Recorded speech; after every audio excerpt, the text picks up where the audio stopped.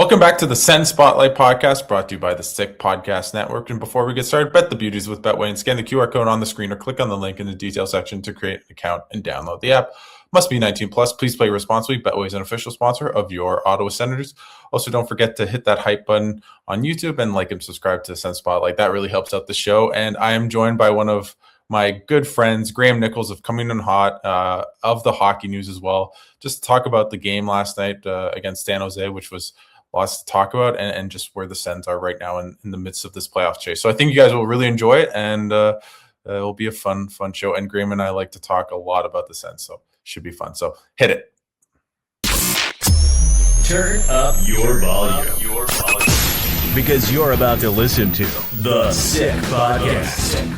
Sens Spotlight. Here's Alfredson, burst of speed, gets a shot away, score! Daniel Alfredson ends the game in overtime and sends the Ottawa Senators to the Stanley Cup Final for the first time in franchise history. The sickest Ottawa Senators podcast. It's gonna be sick. And we are joined by my good friend and colleague, Graeme Nichols. Just thoughts on the win last night for the Sens and just to sweep the weekend and come to within 3 points of a playoff spot. It felt like, I know we talked about this last night, but it felt like it was going to be one of those like last shot wins the game kind of nights, right? Especially like through the second period, like, oh, okay, here we go. This is probably going to be tighter than it should be. And Travis Green alluded to that in his post-game scrum. And it worked out. Great third period finish. They closed it out. Full marks to them. Important 2 games this weekend against Anaheim and San Jose after that pivotal regulation loss against the Canadiens. And that's what you need. Down the stretch, this team, every time they lose a game, inevitably losses are going to happen. But when those do occur, you're going to have to bounce back, win like at least 2-3 in a row. That's the math. You have to do that. And full marks to them for doing it. And surprisingly, they went back to Linus Ullmark. I didn't think, well, I guess there was a chance that they could do it. Because the way that the schedule lines up this week, it's like you got Washington Wednesday and then the Islanders on Thursday. So had you started Reimer on his 38th birthday yesterday, you would have started James Reimer in 2 to 3 games that are crucial for this team this week to start it off. So I'm not really surprised that Linus got the nod. What about you? Like, what did you think about that decision? Well, I think Travis Green was just pleasing the people. You know, he just wanted Linus Ullmark to play on his bobblehead night, and everyone could kind of see his glove hand. Even though bobblehead trumps 38-year-old's birthday. Okay, I see. Well, you know, I mean, that's a good question. I think if it's your birthday, I think a bobblehead's better than a birthday. I think, you know, having 7,000 fans with your bobblehead, I think that's better than any birthday gift I've ever received. I don't know about you, Graeme, but it's a tough one. It's a tough one. I also think Reimer played really well in Vancouver, but I think just the way I wonder if the game switch. If San Jose, that game where I wouldn't say he was great last night. That fourth goal really did not love. And then they play Anaheim on the second night of, you know, back-to-back. I wonder if they go to Reimer just with the way Ullmark played on Sunday, because he got a shutout against Anaheim. He looked great. I just feel like that played a part, but I don't know if you think that had anything to do with it. Yeah, it's tough. I don't know who they start on Wednesday. Maybe Reimer, and then you go Ullmark, and then you get a day off, and then you come back against Toronto and you play Ullmark again. But it's tough, but at least they have options, right? And I think like that's the important part. I think like you're right. Like James Reimer had a fantastic game against Vancouver, made every save. He looked poised and confident, and that hasn't necessarily been the case of late. He's looked a little suspect at times especially with his glove hand, but he had a great game. And I thought Linus Ullmark's game against Anaheim was one of his best of the season. Big shutout there, 2-0 shutout. And then yesterday was kind of a weird game. Like there's a couple like bouncing pucks. I didn't like the shot. Like obviously there's traffic on the Ferraro shot early in the game that opened the scoring, but like he got kind of interfered with. Like it was a weird play. Like I'd like him to make the save, of course, but yeah. But there's just like missed assignment breakdowns a little bit that we haven't really seen of late. Like, you know, the Toffoli goal, for example, they win a face-off, circle it back to the point, Ferraro shoots, and then Toffoli's unmarked in front of the net. And it's like, how does that happen at that stage of the game? Like you have to play man-to-man, take the forward, tie up a stick. That's just basic hockey. And then, like there was that one goal that Misa scores where he's left alone, left side. And for whatever reason, you had Tyler Clevin and Jordan Spence towards the bench, marking up 2 other players, and you're leaving him all alone. Like it didn't, just missed assignments. And you can attest, we sit beside each other in the press box. As soon as Celebrini went down on that 3rd goal for San Jose, I'm like, I don't like this against Shabbat. Shabbat loses him.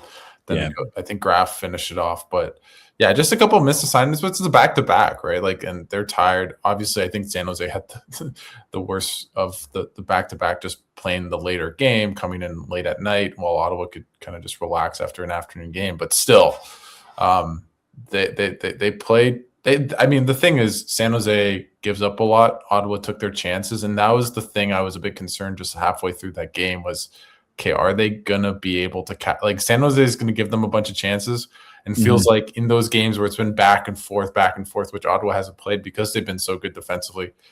Typically, the other team has been winning them because they've had better goaltending, and just Ottawa sometimes can be a bit snake bin with no real true like elite goal scorers, and they found a way. And we saw Drake Batherson after the game had a nice shiner for that goal. Like that was greasy goal and good for him. He has 8 goals in his last game, so he's been playing well as well. It was one of those games where it never felt like Ottawa was out of it. Like obviously San Jose scores early, and then you're just watching them play in their own end, and they're just so relaxed and just loosey goosey that you're like, Ottawa's forecheck's going to get to these guys after time. And then you would see it consistently over the course of the game where it's like Ottawa's forwards, like whether it was like Fogle, Amadio, they're just turning pucks over, sustaining pressure in the ozone, and they're creating good looks. And like, it's always funny, right? Like we always talk about the goaltending. You're like, Laurent Bossard is making his season debut for San Jose, and you're like, oh, is this going to be one of those instances where a goalie comes into Ottawa and just steals the show? And then watching him in the first period, you're like, Ottawa just needs to throw as many pucks at the net as possible because he does not look comfortable. He's not making routine saves, and when he is, he's kicking out rebounds. Like there are tons of opportunities here, and like Ottawa was getting chances in the first period. I know the shots were tilted heavily in favor of San Jose, but if you actually look at the shot attempts, it's just Ottawa was missing the net in an inordinate amount of time. Like they were just missing high. They're getting chances, and I think it was just a matter of time before the Senators opened the floodgates a little bit, and that's ultimately what happened over the course of the game. And that Fogle goal, I really felt was just like kind of just injected some life to the Sens, where they were playing pretty well, but it was a bad goal. Like it shouldn't go in. Like Brossoit should make that save, 98 times out of 100. But like how many times do you see an Ottawa forward come down streaking? He's got speed and just surprises the goalie with a shot. Like half the time they just take it down low and they're looking like they'll either stop short, look back to the point for a guy up high, or they're just like content to rag it around down low, sustain pressure and create something off that. But like it's nice to finally see someone just shoot it when they got speed and then surprise them 5-hole. And that's great. Like we were talking about that last night. Like how often does Ottawa get it? Like those, I don't want to say like ugly goals, but it's like just lucky. I don't know. I don't know how to describe it properly, but it's like they just need more of those ugly, greasy goals where it's just like, just shoot, just throw it on the net and see what happens. And then Fogle did that, picked a spot, and it was important. I think it was at the bottom 6 played fantastic last night. I thought the fourth line was exceptional. Third line was really good as well. And they're doing their job. And I think if you look at the ice time across all 4 lines yesterday, I think like Brady was at like 16 and a half minutes. Like his ice time's been really low since coming back from the Olympic break. And I think that's kind of like a testament to keeping everyone fresh, rolling 4 lines, and ultimately comes down to the guys in the bottom 6 doing their jobs. And to this end, they happen.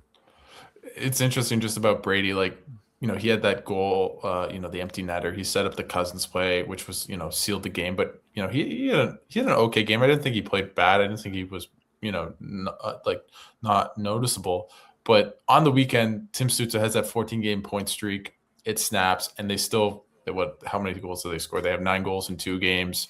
He doesn't get a point, and they still found a way to get 2 wins. And I think that is, a huge testament to how good this team is, especially the forward depth, and specifically, like, especially without Sanderson, who was, I don't know what he was on the team, probably 4th or 5th in points. Like, he was driving a lot of offense too, and obviously Shabbat's been up in the top pair. I think, I feel like we both think he's been a bit up and down. I think he was better this weekend than he was against in the Montreal and Vancouver game. But, for this team to keep going and keep on this run, I think what gives me a lot of confidence is that that every night they're going to have a lot of chances to score with all four lines. They're going to run teams over just on the forecheck, as you mentioned against San Jose. They're going to be in all these games, right? And hopefully, I think Linus plays well enough. They get maybe a couple more greasier goals. Like, I wish Michael Amadio, who, credit to him, got over the 27-point club. Good for him. With 3 points on the weekend. He had 27 for 3 consecutive seasons. And even Tim Stützle, both of those guys last night, I just wish they shot a little bit more. But I think this team right now is in a really good stretch, and they're playing really good. And they just have to gone 7-1-2 in their last 10. They have to do that again. But now they've got caught up with all these teams enough where they just have to go on another heater. They don't have to. And if they do that, I promise one of Boston, New York, Detroit, they're going to lose games eventually. I think. I don't know. No, I think Detroit's in a world of trouble, right? Like, between their injuries, their center depth just, like, it's been damaged. It's just heavily afflicted. And, whether it's Andrew Copp, Dylan Larkin, I forget who their fourth line center is, but he's missing time. Their AHL center, top of the guy would be like, like he would have been the first guy called up, and he's out for an extended period of time too. So it's like they're in a world of trouble. And ultimately, I think like Johnny Gibson's kept them in so many games this season. And now they're kind of feeling it a little bit, and their schedule's not getting easier either. So I think if Ottawa's going to catch a team, it's ultimately going to be Detroit, just because of the injury situation. But like the teams in front, like the one thing that bothers me about chasing teams like the Islanders and Boston is the fact that their goaltending is so strong. Like Sorokin and Swayman have been unbelievable this season, and they have the capability to just steal points, and they have been. Like those teams are going to overtime quite often, and that's the problem with the Senators. They haven't been doing that consistently. In games where it's been close, they just haven't found a way to get that extra point. Like Montreal was a perfect example last week, right? So Edmonton too, Edmonton as well. Yeah, even the Montreal game that preceded the last one, where like you have a 2-goal lead late, you have to come out with 2 points. Like it's just pissed away opportunities, as Steve Stas would say. But I think the encouraging part about Ottawa, like if you want to talk about the defense, missing Jake Sanderson, is the fact that like this team structurally is doing such a great job. They've integrated Dennis Gilbert. They've integrated Nick Matt-Palu, who hasn't played consistently throughout the course of the whole season. And those guys are playing competently right now. Yep. And that's all you can ask for. Like Tyler Klevin and Jordan Spence have arguably been one of the top analytical defensive pairings throughout the course of the season. Like they're top 5 in every metric. And you can talk about numbers. You can talk about the importance of analytics and everything else. But like the important thing to recognize is like, yes, they're insulated as a third pairing group. Yes, they're not necessarily playing against the opposition's best players, but they're more than holding their own. They're playing at such a high level. And when they had the chance, whether it was when Tom Chabot was injured at the end of November or Jake Sanderson now, they've played very, very well. And they've risen to the occasion. I think like they deserve all the credit in the world for the way that they're playing right now. I think, and it's only 4 games without Sanderson, so we'll see how they do down the stretch, and we'll see. This is your glass half full thing. This is what you've been doing. No. You've turned into Wally. You and Wally have done like a Freaky Friday thing in the press box, where it's like I've got Wally on my right, I've got you on my left, and he was more glass half empty at the beginning of the season, and you guys have flipped, and it's so funny. The dynamic is bizarre. Yeah, I think one time, if the Sens will ever let me, they need to have like a video cam of me just like doing my best moments in the press box, because I get pretty animated, just being like, why is this guy not there? Okay, Chabot, see that guy. What, I'm basically like a terrible, hockey parent, but at a you're that, you know who you are? That's a bad change. That's a bad change. You're that guy in the press box. It's so funny. I am that. I think I get that from Pierre, because he hates how bad sometimes the Senators change, and I think it's just rubbed off on me. I think that's why. But I do feel really good about this team, honestly. What I was going to say was actually it was going to be glass half full. I thought Klevin and Spence, they were up and down when Chabot went out. Their analytics were great, but I can remember multiple goals where they just had kind of bad plays that led to goals. I think they've been pretty flawless since Sanderson's been back. Like I've just been really impressed by those guys. Some moments, right? Like I think I'd have to double check to see if they were on for the Toffoli goal, but like the Misa goal, for example, like that's where they got caught, just missed coverage, guy gets open on the left side. Like we've seen that several times where like guys get caught by the benches like a little too often. I don't know if they're trying to go off on a change. I'd have to go back and look at it, but missed assignment. Misa gets open on the left side, boom, in the net. And I'm pretty sure. And like ultimately, like you wish Allmark has that save because it's a shot from distance. But again, like when a guy's streaking in from the circle, just fires it, like good offensive prospect in Misa. It happens, right? Sometimes those shots go in. And I think they were the two on the ice, and I could be wrong, against Carolina with that terrible change that led to the stall goal. Like they've had that in them a little bit, and hopefully they can just get better at that, which is always something kind of I find funny is like not being the greatest at line changes. You think it would make a big, it's these like little details that make small details. Yeah. They add up, right?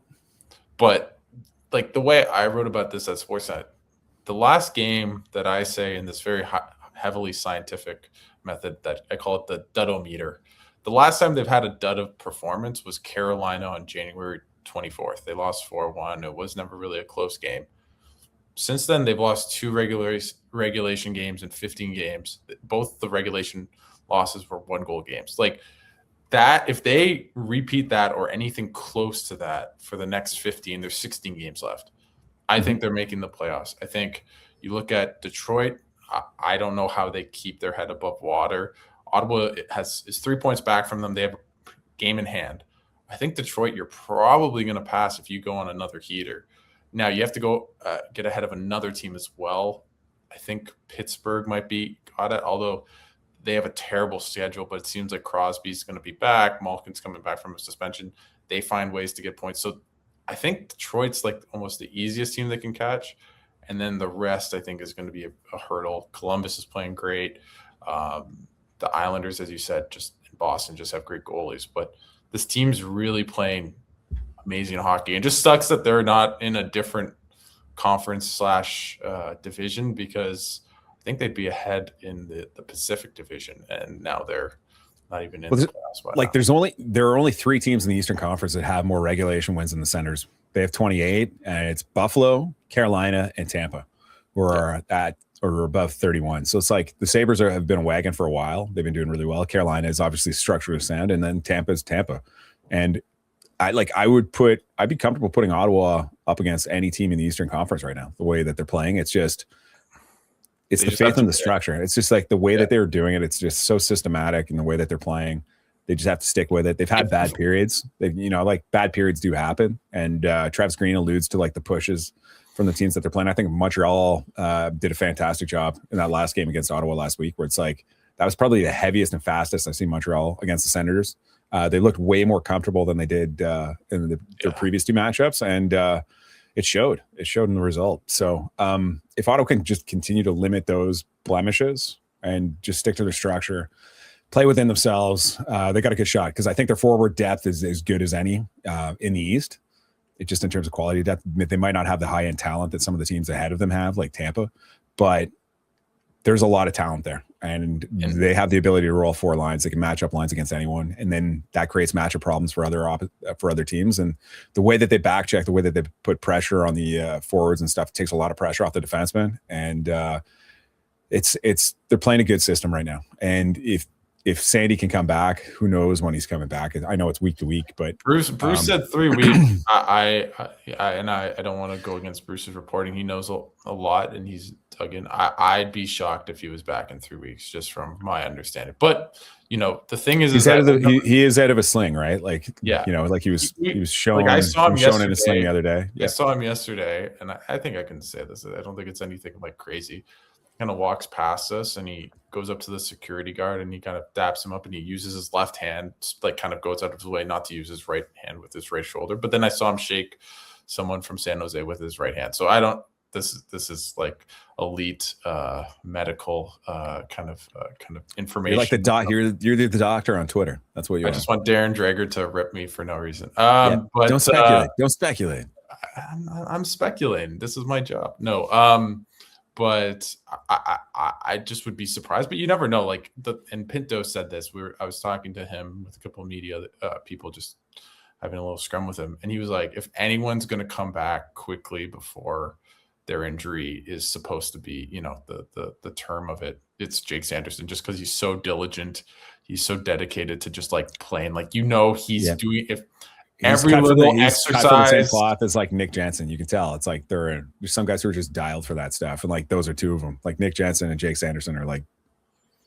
So, they take it serious. Let's say the recovery is 4 to 6 weeks, and then he's like, "Nah, I'm gonna do everything I can to make it 3 weeks." Like, I could believe it. I don't think the injury, from my understanding, is likely a 3 to 4 week injury. I think it's more severe than that. I think it's more like he should be back for the playoffs if they make it. But who knows? I'm not a doctor, and I wouldn't say like I feel like the most confident about my doctor and medical skills. So I think we'll leave it at that. But the thing that's really good about this team is that they've won 3 of the 4 games without him, and just looked really good. And had a chance to win the other, right? And that's all you can ask for. That's all you can ask for. And I think it's a credit to their defense. Like Thomas Chabot, I thought his game against Montreal wasn't strong, especially on the power play, like him trying to break pucks out. He did not look comfortable. And then the last 2 games,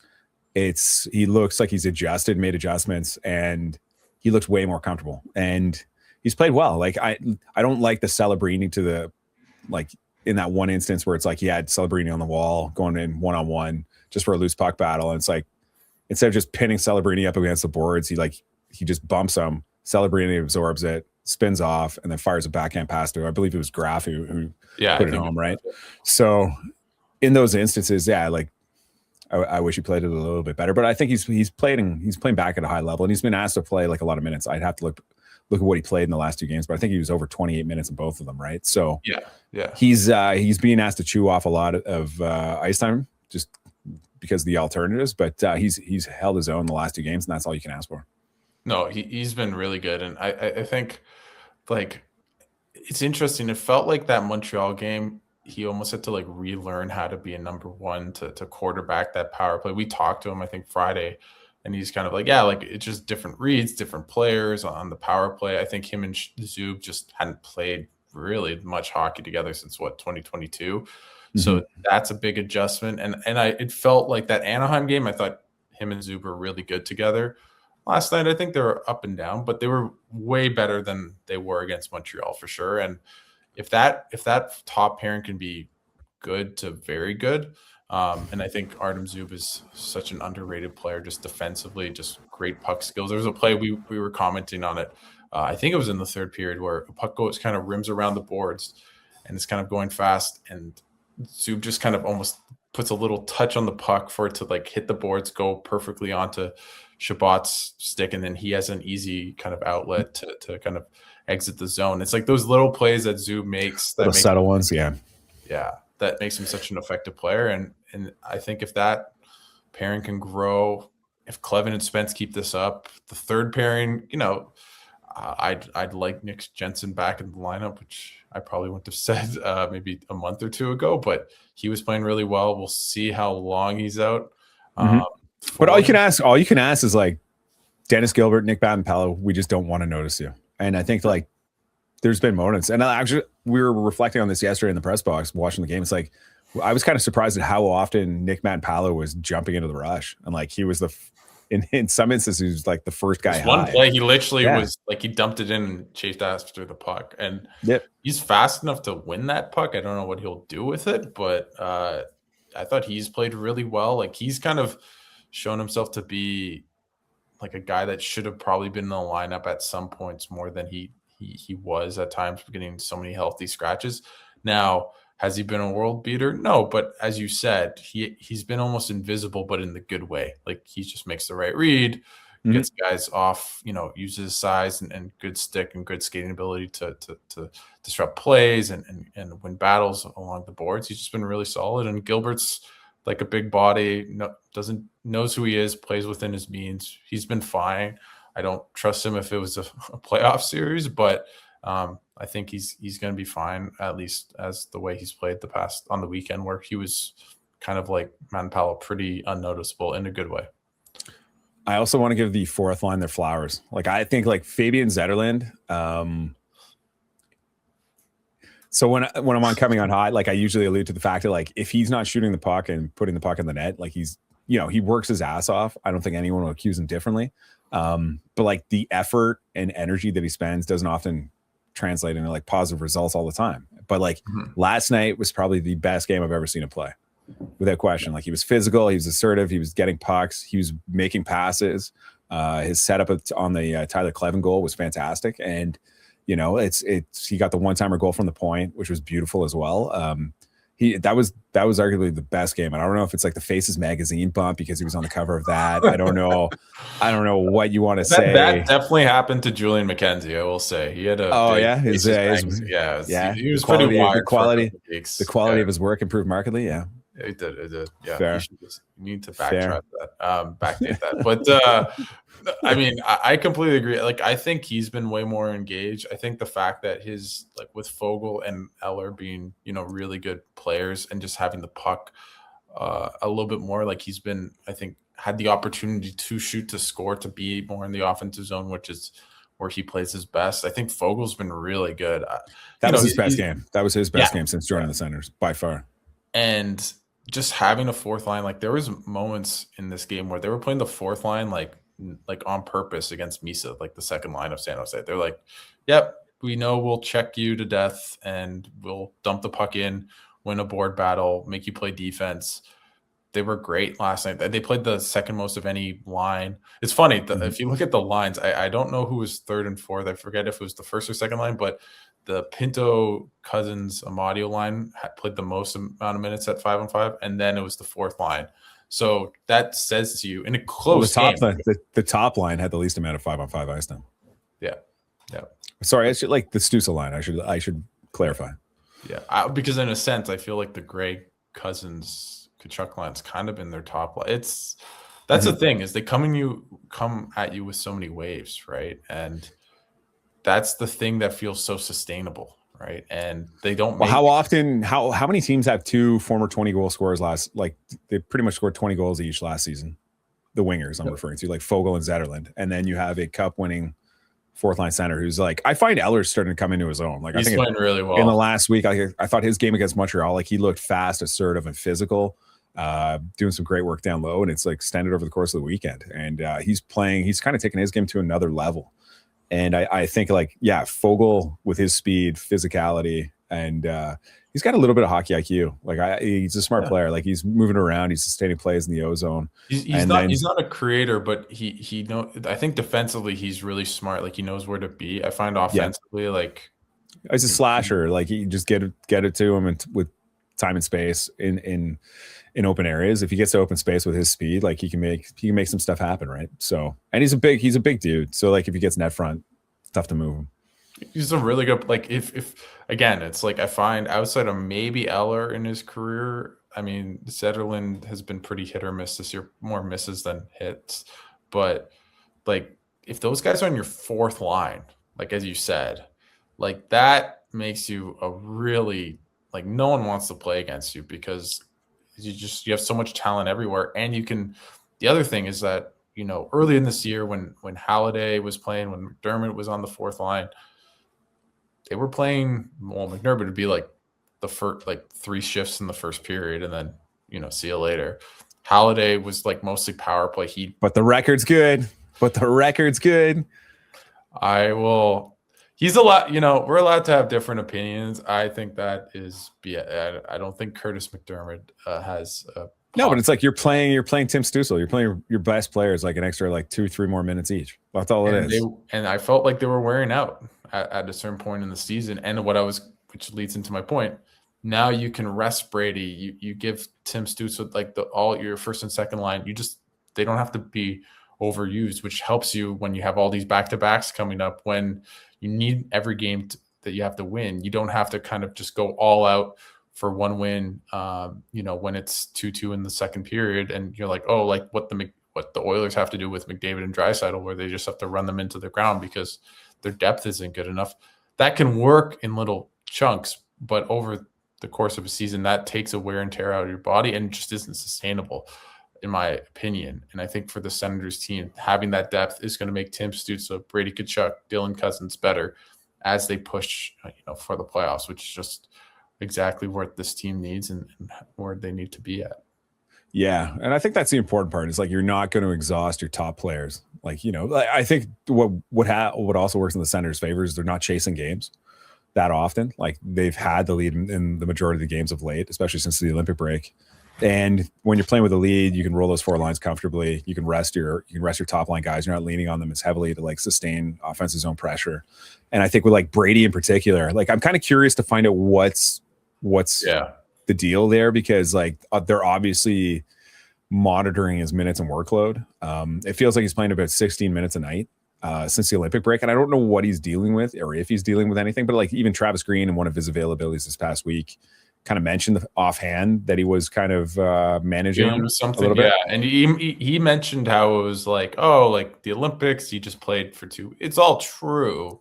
Yep. But you'd think at this point you don't need to be managing his minutes now. But who knows? Like, but as long as you're winning games and you get a healthy Brady by the end of it, like that's all you can ask for, right? Because you compare this to last season, down the stretch towards the postseason, like Brady was dealing with everything.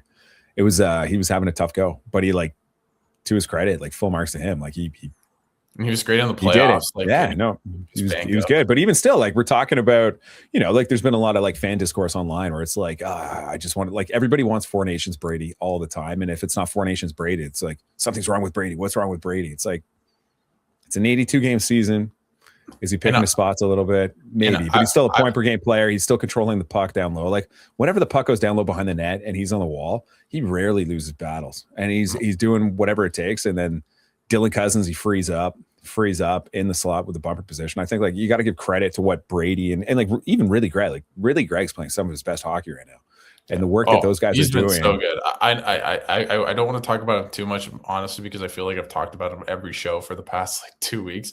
But I thought he was the best player on that line until that Cousins goal, really. And he set it up with a really good forecheck. Yeah, he started it. Like he started and he didn't get an assist, but it was Yeah, like he did the digging down low, got the puck out, works it to Brady. Brady makes a soft pass out front to Dylan, and then boom, in the net. And that's essentially their strength in a nutshell, right? Like they work hard down low, they tire teams out.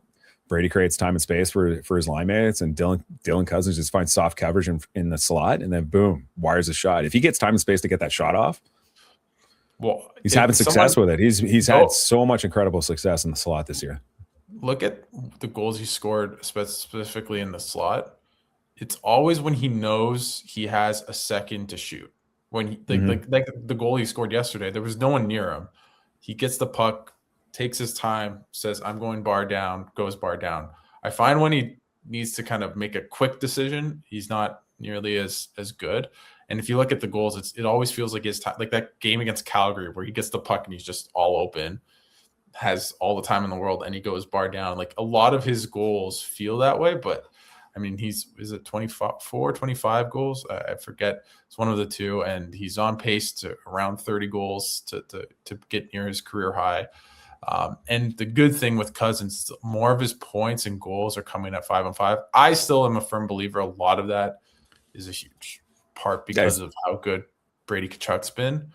But him becoming a force, not just on the power play, but at even strength, even with Brady Tkachuk, that's a huge development. And that's a big reason why the Sens have gone on this big, long streak. It's pretty much tied to since he started playing with Tkachuk and since he started to play better and produce at a high rate. And it's a good line. Like it's a good physical line. Like they're big, they can skate, they can control the puck down low. It's hard to get the puck off them once they have it in the ozone. And I think like you add Ridley Gregg, who's not a physically imposing player, but he is super difficult and agitating to play against. Like they've got different elements as a trio, but they work so well together. And I think like you're right. Like Dylan Cousins scored his 24th last night. He's been so good on the power play. Like I think he's got like 12 goals and 12 assists this year on the power play. Yeah. And I think if you go like the 3 seasons before that, he's only got 12 power play goals across his like previous 3 seasons combined.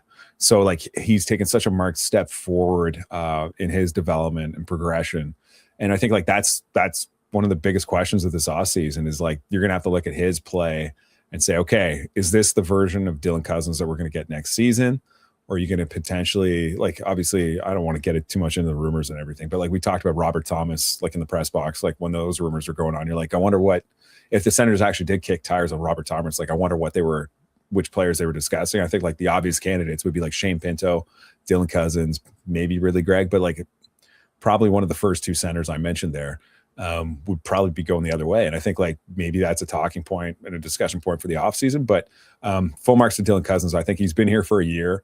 The progression that he's made over the course of that year has been incredible, not just from an offensive standpoint where he can get back to that 30 goal mark, but like his defensive progressions have been significantly better.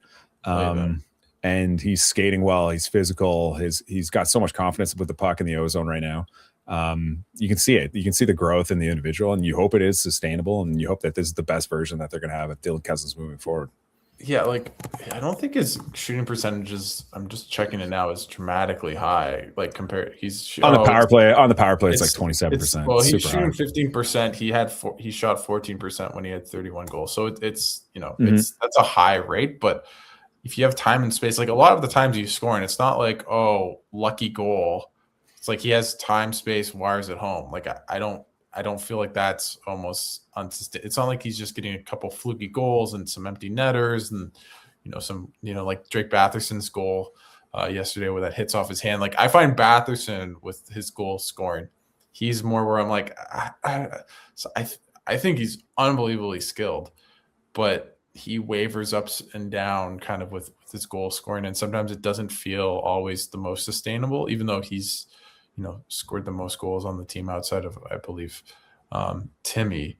But I think it's sustainable. Now, I think the defense is real. His improvement, like I believe that just watching him every night. I don't know why that would go away all of a sudden, but who knows? But it could also be a function of the structure that they play in, right? Like I think that's the other question when you have a structure. And like I think this is a question you have to ask like Steve Stais. It's like how do you evaluate your players across this lineup when you want to make improvements and you look at this team and you're like, oh man, the analytics are so strong. They're like strong across the board. So it's like not only do you have to take that into consideration, but I think you have to look at the roster and be like, okay, which players are ultimately driving this? Or is this just a product of the system, like the 5-man unit that we play? I think like that's like getting into that nuance is like, okay, how do we make this team better? How do we upgrade certain players and keep what we have working well going forward? And those are the discussions for the offseason. But I think in the interim, you have to be extremely happy with the growth of the second line. Like, I think like getting Brady away from Timmy, as good as they were in previous years, getting two line possession drivers, guys who can carry play on their own, just makes the lineup that much more dangerous and multifaceted. Yeah, it's interesting how like Giroux on that line has felt just. He had the lowest ice time of his Senators career yesterday. He played like 10.5 minutes. He had the lowest ice time amongst the forwards yesterday, which is I don't think he's been bad, but like bad would be way too strong a word. But he's become way more. I don't know. Invisible might be too strong, but you just don't notice him enough.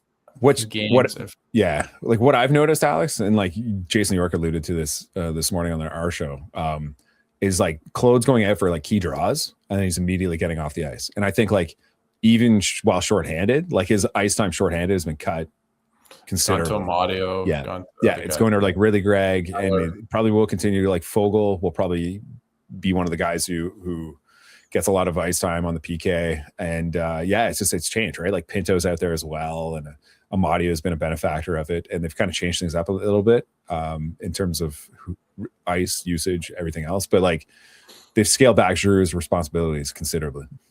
Yeah, I just think he just lost a step, right? Like you don't see him kind of almost hold on to pucks, create plays. Like it feels like he's almost just like the facilitator. Like, hey, I have the puck, I'm going to pass it to the guy, like to Timmy in space.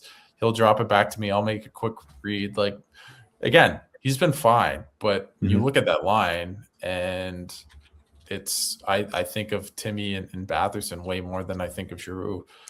And I just wish he shot the puck more too. He's not a north-south player though. No, and I think like that's the thing. Like He's different. Like, I think he's a different kind of player. Like, and we've heard Travis talk about this with like Timmy. Like, there's times when like if he's not producing at the level that Travis wants, obviously, he wants to go see him do more north-south, where it's just he becomes a little bit more predictable. It's easier for the guys to facilitate and read off him. But yeah, you know what's interesting? I'm looking at like Claude Giroux's edge data, and it's like he's below 50th percentile max skating speed. So he's below the average skating speed of 22 miles an hour. 22 mile an hour bursts. So he's bottom of the league in that regard. But he's 62nd and 71st percentile in 20 to 22 mile per hour burst and 18 to 20 mile per hour burst. So he's like, he's not slow by any measure. He's not high end fast, but he's not slow by any measure. I think it's just a function of how he plays. Yeah. Do you just feel like he's kind of almost, he's not as north-south. It's not, and he never was that player, right? You always think of Claude Giroux like hanging on to a puck and making a shot or a read, right? You don't think of him like bursting down, beating a defender far side, and then scoring kind of thing, right? But again, but it's interesting, like moving forward into the offseason, like I'd imagine you want him back. He's still a good NHL player. Like we're not denouncing him as a good player, and he's been fine. It's just, I think now going into the offseason, he really is a depth player more than he is a top, a top, six player forward in the NHL. I just think that's where he's been. And, he's 38 or 37. Like that's how it works. But he's got 11 goals and 41 points. Like he's not having a bad year offensively either. No, he's been great. He's been quieter of late. Like if you look at the game logs, like the assist he had last night was his first in a while. But just like the one thing I was thinking about a lot, and I'm curious what your thoughts are, is like how much credit does Travis Green get in this? I think he deserves a lot of credit, and do you think he should be in the coach of the year discussion if they make the playoffs, just with how bad their goaltending's been at times? I think it would have to be. I think like the reason why Ottawa would be in a playoff position is because of the structure.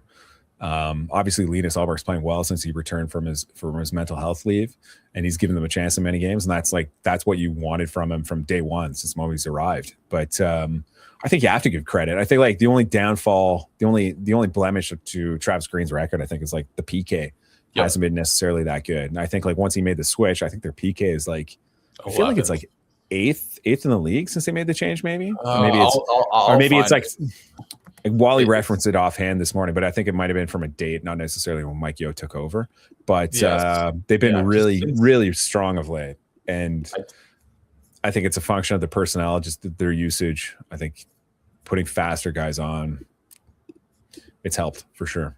I think the other thing is just they way more aggressive. Like I'm just on the stat, they have the 11th best power play or a PK since the move from Baumgartner to Yeo, but they are way more aggressive. Like they sometimes they got burned against Montreal. Like I don't know what happened on that play, why there was no defenseman in front of the net and Tim Stützle is diving, but that was more of a byproduct of over aggression than under. And it felt like at the for the first 3, 4, 5 months before the switch, just way too passive. And I will, say this forever. I just think you giving Connor McDavid, Leon Draisaitl, David Pastrnak, Nikita Kucherov, if you give them more time and space, that is more problems for you. That is not. Now, obviously, you want to be mindful of not overdoing it and being over aggressive, but I'd always rather be over aggressive on my PK than under. And just watching the Sens, it was just like, great chance. They get a backdoor tap in, goal, right? And when was the last time the Sens gave up a backdoor tap in where it was just like 1, 2, 3, boom, right? It was like anytime the puck was worked down low, you're just waiting for the backdoor pass and then it's in, because they created like they draw the guys high, throw it low, and then you've got a mini 2-on-1 down low, and it's like felt like 8 times out of 10 it was going in the back of the net. Like it was just it was Groundhog Day. I think that was the frustrating part for fans. It's like you're watching this and it's like it's just so patently obvious. But like you asked Travis Green about it. It's like how do you coach that passivity out of that group? Because when they are aggressive, it works well. But like when you just fall in the habits of just like staying sheltered positionally, they're just it was a hard watch. It was a really, really hard watch, and it wasn't even efficient. So it It was a But it was about as bad as it could be. Playoffs, like if they make the playoffs, I think outside of maybe Tampa Bay, I think that's the only team where I feel like I don't love their chances. And even then, I think they're a flawed team, and they've been playing poorly of late. Like they haven't been winning a lot since the Olympics. But no, but like if you wind up being like wild card 2 and Carolina gets a top spot, like Carolina is a very good team, very similar to Ottawa, like very structured, play 200 feet. Maybe not the most dynamic scoring team that's out there. Like they've got 234 goals. Like they can still put the puck in the net. But they don't. I think it would be like a less physically imposing series. Like I don't think it would tax the Senators very, very much. But they do play like a system, so like the system could break you down pretty quick. But like Ottawa plays that style as well. Brandon Busties hasn't been great of late either. Like their goaltending's, and then that's his first postseason experience, right? So like there's a few different wrinkles, and I think like that's one of the shortcomings of the Carolina teams that we've seen in years past, where it's just like the goaltending lets them down in the postseason. They do play a puck possession style. They like to control the play in the offensive zone, but like they don't have as many finishers, so they struggle to finish. And I think like I would probably rather face Carolina in the first round than Buffalo, for example. Oh, I would. People might. The other thing is the side of the draw you're on. You then play one of Columbus, Pittsburgh, and the Islanders in the second round. Like, yeah, like we could easily sit here and say like it's like James Duthie's tweet from yesterday, right? Where it's like I could either see the Senators missing the postseason or I could see them going to the Stanley Cup Finals. And I think like I don't think that's totally crazy accurate. Yeah, it's totally accurate. Like the way that Ottawa plays. If Ottawa gets into the postseason, I think people will look at Ottawa and say, "Man, this team's on a heater." If they do get in the postseason, their goaltender is obviously playing well to give them a chance to get there. And then they play such a style that stifles the opposition defensively. It's like, I don't think teams are going to want to play this team at all. And then you throw in the physical element of like the second line that we talked about. You throw in the fact that they can roll 4 lines. You get Jake Sanderson back. I don't mind their top 4. I think they still need that right shot upgrade at some point. And I don't know. That's going to be we could probably hit on this later before the end of the show, but it's like if they could ever figure that out and do it economically, this team would be in great shape. Like just great shape.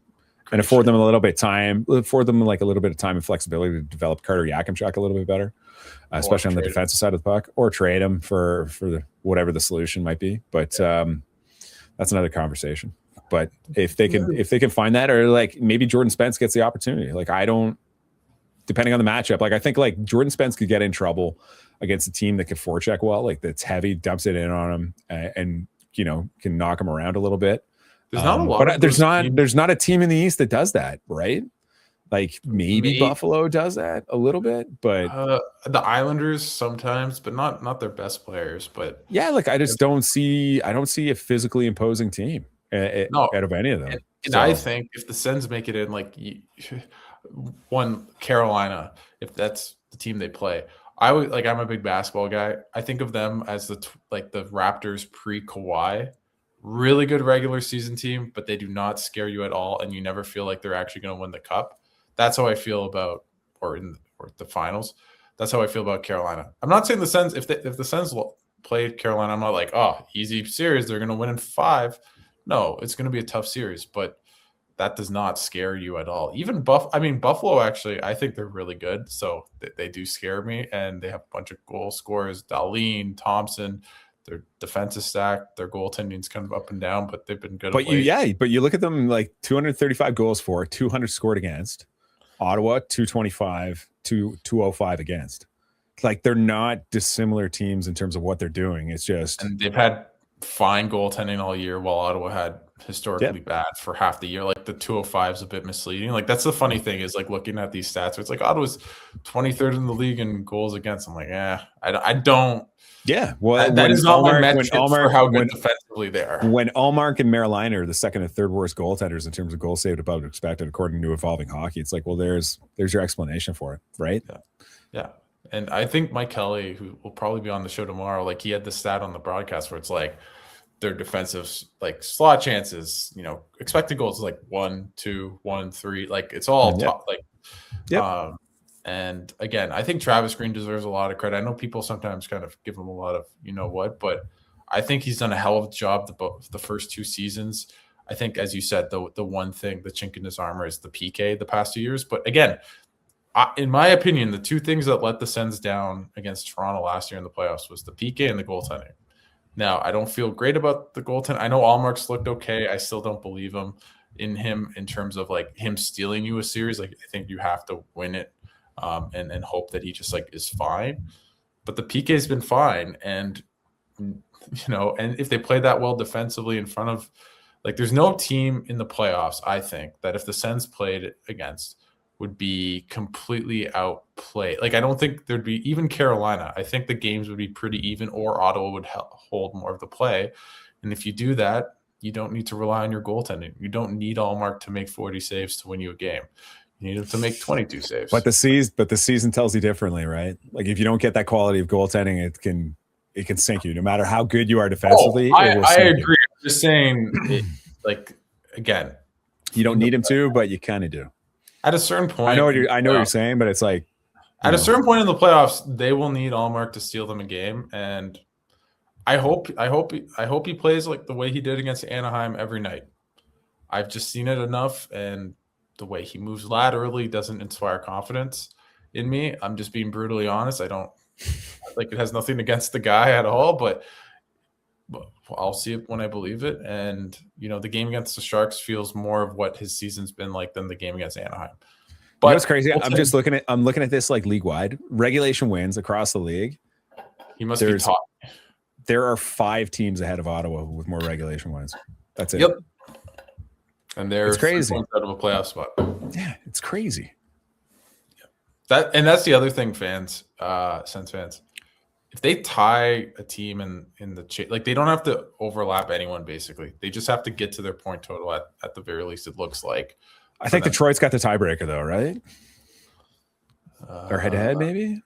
Yeah, but that's the first. That's not the one. The first one's is regulation wins, then row, and then I believe it's tiebreaker. I could be. Detroit's way down. The Islanders are way down. Pittsburgh. The Islanders are crazy. It's like they've got 24 regulation wins, and then it's like 34 10-0 in freaking overtime. Like, it's crazy. The Sens are 3-9. Mm-hmm. They've won 3 in shootouts, so they're 6-9 in overtime games. But imagine, to be fair, the Sens last year I think were like 10-4 in overtime. Like they were very good. Yeah. So it's Brady was a force. Oh, he had 4 or 5 overtime goals last year. It was plenty. I can think of Rangers, Pittsburgh, Calgary, Boston. That's 4. But anyways, I digress. I do like the Senators' schedule, like, for the next 2 weeks. Though I know, like, things pick up at the end of the month when they play like Florida and Tampa. But like, you look at it. But you look at the schedule, right? Like, you got Washington on Wednesday, you got the Islanders on Thursday, Toronto's Austin Matthews list on Saturday. Then you got the Rangers, the worst team in the East. Then you got Detroit, who's struggling without their top 2 guys. And then you got Pittsburgh. They're not playing at their highest level right now, and maybe Sid's back, maybe. But you got the opportunity here. Like, you could easily rattle off like 5 or 6 wins here. Like, that's within reason. Like, that gives you a shot. I know you talked about that. You need like a 6-1-2 stretch or a 6-1-3 stretch in the next 10 games to get close. And I think, like, this schedule, it's too bad Jake's out, but like, this schedule affords them the opportunity to make it close. The one thing that I don't like is they play the Islanders and Detroit on the second night of a back-to-back, and they're the only team on the second night. Mm-hmm. Those are 2 games that, like, are pivotal games. Like, if you win those 2 games in regulation, you're probably in a playoff spot by the end of next week, just with how tight it is. Yeah. So I just wish the schedule makers had made it better for them, or just that they have so many back-to-backs. But as you said, I hate the fact that the Rangers at home. Yeah. I hate the fact that I'm looking at their back-to-backs right now. So, like, the first half of the back-to-backs are playing at 7:30 at night in Washington and New York. And then they get the 7 o'clock games like the next day. It's just like that little bit of time, that extra time. It's just like, no, why do we need 7:30 starts? Yeah. It just sucks. I hate it. I will say that. Trust me, right enough. Like, I didn't leave the rink after that Habs game until like 12, almost 12:30.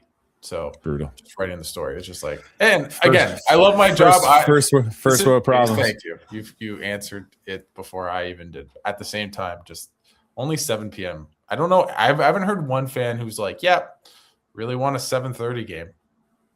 Like, who is clamoring for this? I don't understand this. But the Sens, as you said, like they've Toronto twice. You have to win those games. You play the Rangers at home that didn't win a home game in regulation for like 3 months, who like suck at home. Then you have obviously Detroit, who will be without Larkin, likely without Kopp as well for that game. Like you just have these games, you just have to keep banking them in. And I feel pretty confident that they're going to make the playoffs at this point.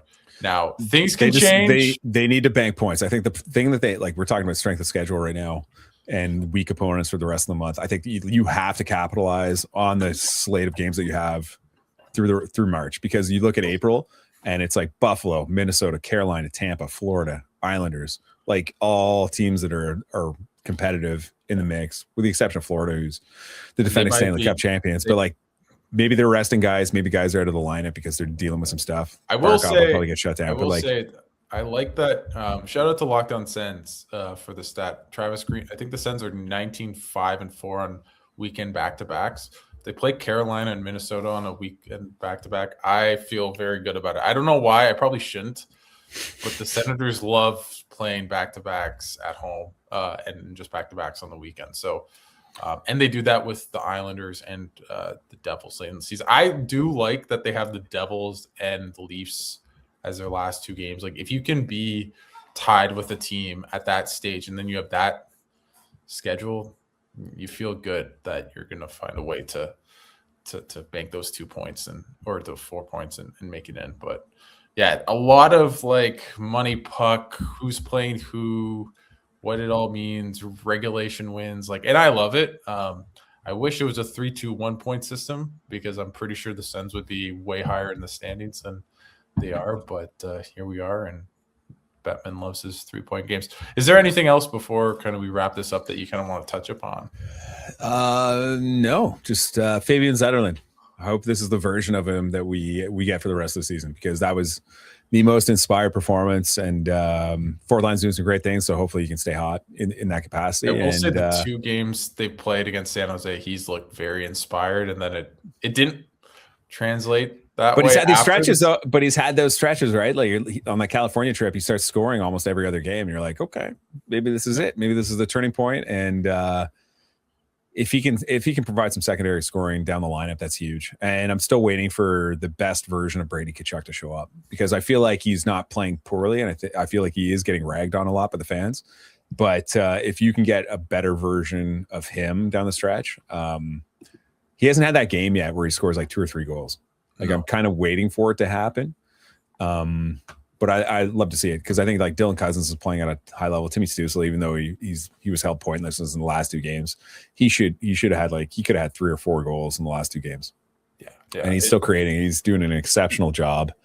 And you got Drake Batherson, who's having a hot month. I think they're in a good spot. It's unfortunate with the Jake Sanderson injury, but I think they're in a pretty good spot. I know they're chasing it, but I like the way that they're playing. I like the confidence and the moxie that they have. I like the fact that like after that Montreal game, Tim Stützle that's the most frustrated version of Tim Stützle that I've seen since I started covering the team, being in the locker room and everything else. Like I've never seen him like that. But then what about that time in the locker room when he went at? No, I'm kidding. But then like he has that, and then like the next day, like there's that moment, right, where he's just like angry, even after the scrum. Like he leaves, goes down the hallway, and you can hear him like still like being pissed off. And the next day, like a day or 2 later, they announced the Germany trip, and he's like the happiest guy in the world. It's just like it's flushed, and they're poised and calm. But like there's I think there's a competitiveness to this group. I think they know what they're doing well. They know the opportunity in front of them, and I think you're right. Like I'm confident that they're going to make a really strong push, and I think they will find a way to get in. But they just got to keep doing what they're doing. And they're built.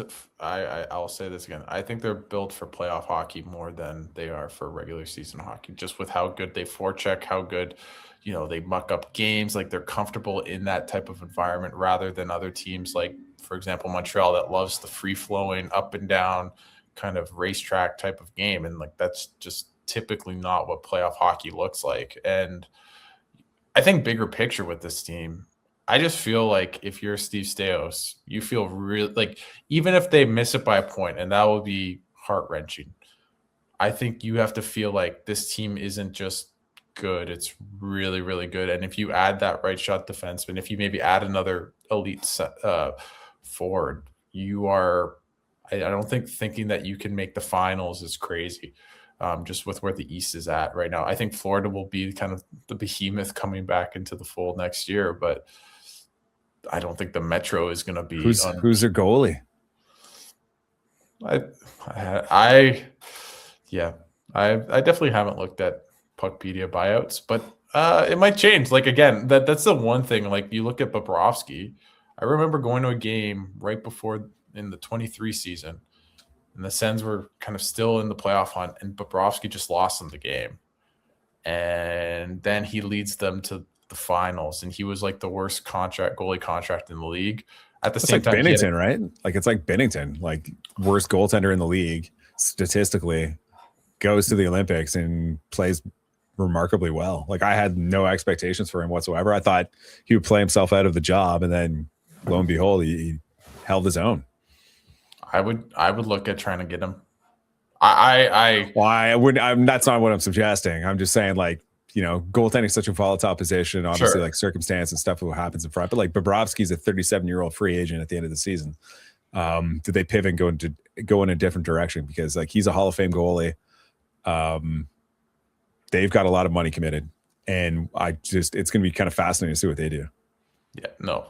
And they're an old team. Like, they are old. Like, their whole blue line is going to be over the age of 30, like, for next season. So, like, I don't know, man. Their window, I know, like, Sasha Barkov comes up now because of the trade, but they don't have any prospects. Like, so there's no one coming up that's going to be super effective. Barkov's, he's still, like, 30? Like, but he's getting a bit old. Like, their whole team, as you said. The big thing is going to be, like, what does Buffalo do? What does Montreal do? What does Detroit do? Because like those are the teams similar to Ottawa where like they already have a bunch of like very good productive NHL players on the roster. And then teams like Montreal and I don't know how many prospects Detroit actually has coming, but like Montreal is like, I think the one exception where like they have several prospects who haven't arrived yet, who they've been really hesitant to move in some of these rumored deals when they're kicking tires on players. So those are going to be the interesting conversations in the offseason where it's like, okay, like Montreal is going to take a swing on a big player. And I think like looking across the league, there's going to be so much talent available over the next like year and a bit. And like, even with the Senators, like Drake Batherson's going to be entering the last year of his deal. When you have conversations with him about extending, Artem Zub, same thing. When you have conversations with these players about extending, if they're hesitant to do it or they simply want too much money, that opens the door to like bigger conversations about, okay, now you're not going status quo. Now you're actually making like more significant roster decisions. And then it turns into, okay, how does that impact the culture, the structure, what we built here successfully over the last few years? And inevitably it's going to wind up culminating with Brady Tkachuk hitting free agency, or we shouldn't say hitting free agency, but like being 2 years away. Being 2 years away and being able to extend him the following year. So like the window to win for the Senators is now. It's just going to be fascinating to see how the organization kind of navigates it. Their window to win is next season. And I would even say it's this season. I would extend it to this season as well. And I think if they make it, they can make like go on a deep run. I truly believe it. But they're going to be like it would be a season like St. Louis, right? Like St. Louis had that massive heater in that year that they won the cup, and they played like that physical in your face hockey. Good defensively, got saves, and yeah. And I will say, if you're a team like that, like I think there's a reason why the President's Trophy winner hasn't won the cup in basically 20 years. Like Chicago did it, but it was a shortened season, so it's kind of a bit harder to kind of gauge that one. But it's because you don't have any adversity. Like if the Sens make it in, I feel so good about them because they've basically been playing must-win games for like 3 months. Their structure's never been better. Like they're playing really good heading into the season. And then it's like Carolina hasn't played a meaningful game all year, basically. Tampa Bay too. Buffalo's, I feel like they have been just because they were so low and then have gone on this crazy run. But you want to be the team that's had a lot of adversity, that's playing their best hockey. You don't want a team that kind of sleepwalks into the finals or into the playoffs. Now, talent and things happen in the playoffs, but I think hockey more than any other kind of professional sport in North America is the one where the way you play entering matters just as much, or matters a lot as much as it does like where you're ranked and where you're seated. because I don't think it really matters if Ottawa's the 8th seed and they play Carolina or Buffalo, and you're not going to be like, easy walkover. It's going to be a dogfight for sure. And I feel like my philosophy with the postseason is that you always need a series that you like coast through, but it's like it's got to be you have to get through it unscathed, and it's got to be like an easier series. And then I feel like you also you have to go through some trials and tribulations. Like you have to face adversity and overcome adversity to get through that hump, right? And we'll see what happens with the Sens. But I'm looking forward to it down the stretch. It's going to be fantastic. It's going to be fun. All you can ask for. I hate using the phrase meaningful hockey. But that's all you want to see down the stretch, right? Like especially the last like week, 2 weeks of the season. Like you need this team to be in the hunt. Yeah, you just love Pierre Dorian and meaningful games. I think that's what we've learned. 100%. That's exactly how it ends. I know. When I see him in the press box, that's what I say. Thanks for the meaningful hockey. Thank you for them. Well, I think you'd like that. But before I let you go, just anything you want to plug for the hockey news or for coming in hot? You can find all my stuff at the Hockey News with Steve Warren. Steve Warren, excellent editor, writer, covering the team. But I do more like the nuanced analysis stuff. So if you're what's interested, my stuff? I don't know. I know it's. What's black. your stuff? What's your stuff? I don't know. A lot of nuance. I don't know. That's what I keep hearing. I will say everything. It's a mixed bag. You do everything. I got someone saying that I was AI slop, which I think was like the best diss I've ever got in my life. That was really good. So where'd you get that? Who told you that? Someone on Twitter. I don't even know. It was probably like user Twitter. Twitter's accessible. Yeah, it is accessible. Yeah, but Twitter's accessible. And then you get angry. Then you get angry emails as well that are like. I did get an angry email recently, and it ended with #ashamed. So I am ashamed. I know. I'm super ashamed that the Senators aren't higher up in the standings because that'd be fun. But hopefully they will get up there. And please send me crazy. Send all your hate mail. Yeah, send all your hate mail to Alex because I love hearing about it secondhand. It's great. It's super great. To be fair, I think I've got enough hate in my life from different people, so I think I can handle it. I feel like I'm always in the center of something, but not today and not with you, Graeme. But thanks again for doing this. Graeme's the best, and can't wait to hopefully. Well, I'll be sitting beside you in the press box, kind of seeing this team go on.